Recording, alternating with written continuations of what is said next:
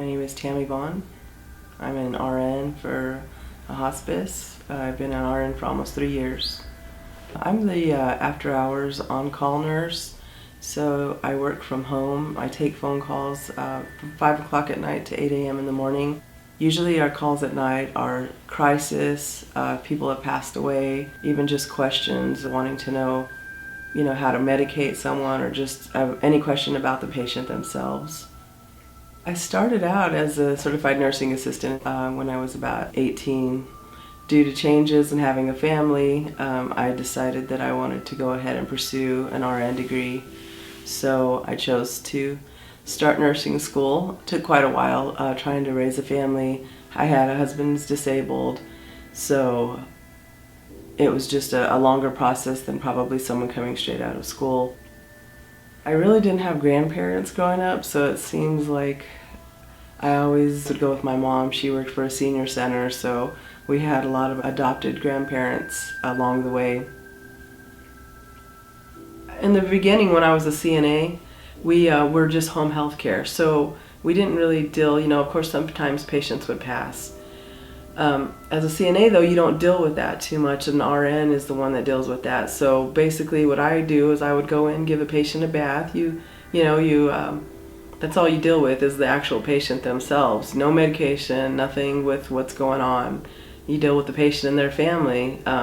So when it came to a time of, we started a hospice as part of our organization, I didn't like that because I didn't like loss. I hadn't really dealt with personal loss at that time, but in the beginning I would make sure that if it was a hospice patient, I would trade with other CNAs because I didn't want to go over and deal with somebody that was passing because it was sad to me.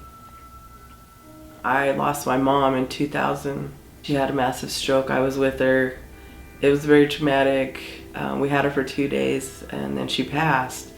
That was the first loss that I ever had, and it killed me. We didn't even have a warning or anything. Some people with hospice do. At least you can kind of get your ducks in a row and do that. With my mom, we didn't have that. She died so fast.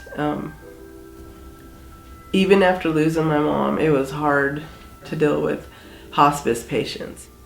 Listening to other nurses that were more experienced would talk about how beautiful the process of dying was and letting go and releasing, and I hated that terminology, and even to this day I don't really consider it a beautiful thing. I think it's great if a patient can be peaceful, and that's my goal, is to keep somebody peaceful and comfortable when they do pass. It's just hard, when you lose somebody that you love and you don't, you miss them. So I have a hard time with that part of it. Sometimes I might see somebody that reminds me of my mom, or maybe holding their hand and it feels like my mom's hands or her lips or her eyes, so it'll take me back to that time. In the beginning it was really sad, and now when I do that I rejoice in that moment.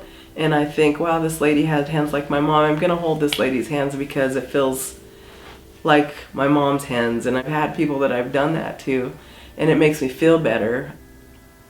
It really makes me think of my own demise, especially when I have a patient that's my age or close to my age, or they have children that are my son's ages.